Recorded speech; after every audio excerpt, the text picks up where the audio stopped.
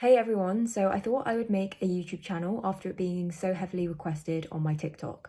If you're not familiar with my content, my name is Mia and I talk everything personal finance and investing for beginners. On TikTok, I have about 50,000 followers and I built that over a few months. I'm by no means an expert myself, but I've been told that the way I explain things is very beginner friendly. None of what I say should be taken as financial advice. It's purely just my opinions and for entertainment purposes only. I thought in this video I'd just do another introduction to investing for anyone that wants to get into it but isn't quite sure of the step-by-step process. So first of all, you have to understand why you're investing.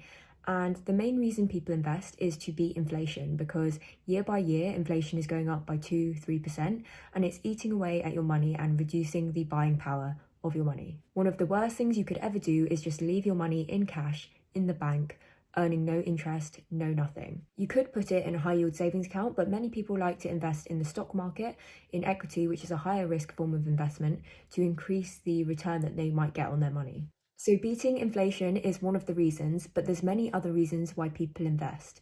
Most commonly, it's to create financial independence and financial freedom. Most people will only do the following things with their money: trade their time for it, spend it, and maybe save some of it, but they won't take the next step, which is to invest it to grow their money for the long term.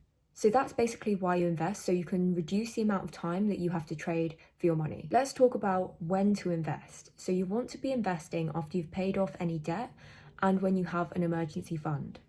An emergency fund is just a cushion of money that you have there in case of an emergency. An emergency fund could be 3 to 6 months worth of living expenses. The reason why you want to sort these two things out before you start investing is because you don't want to have to sell your shares when they're down. With investing in the stock market, your gains and losses aren't actualized until you actually sell those shares. It's best to invest with a really long time horizon of more than 15 plus years. So let's say you were in a difficult financial position and you had to withdraw the money at a certain time, you're at more of a risk of losing money then. Probably wondering, how do I go about investing now that I have these things sorted? So you need a broker to invest, and that's just essentially a middleman that facilitates the transaction of the shares between you and the stock exchange that you're buying from. This could come in the form of a website or an application.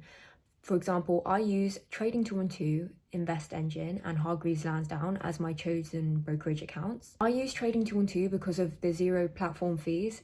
Yes, there's still foreign exchange fees and ETF fees, but mostly it's a low-cost platform, and it also has so many options. It's very beginner-friendly.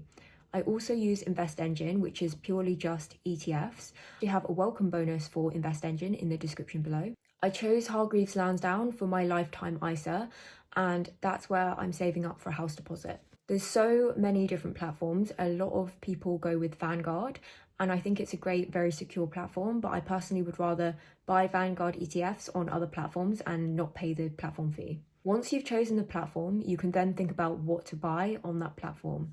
This is where most people get choice paralysis, where there's just way too much choice and they can't decide. Most people's initial thought when thinking about investing is investing in individual stocks like Apple, Microsoft, etc. While these companies are massive and there's a lot of upside potential, investing in individual stocks is far more risky than investing in ETFs and index funds. The reason being, you're putting all of your eggs in one basket. Your capital is literally being risked on one single company's performance.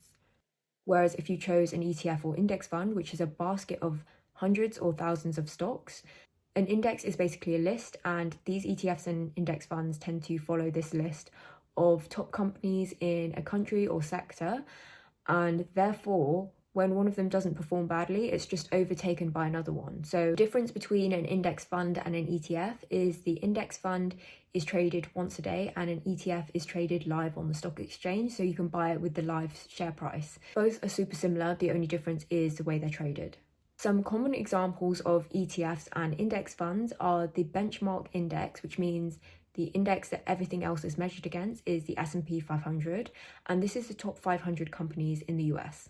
You also have global index funds like the FTSE All World, which tracks over 3,000 companies globally.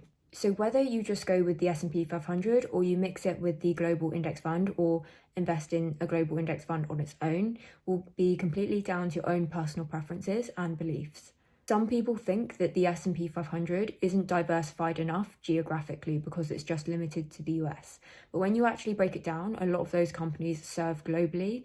So it is like investing in the world. But if you wanted more exposure to other markets, you could invest in a global index fund or an emerging markets index fund. The next step would be to think about how much you're going to put in and what method you want to use.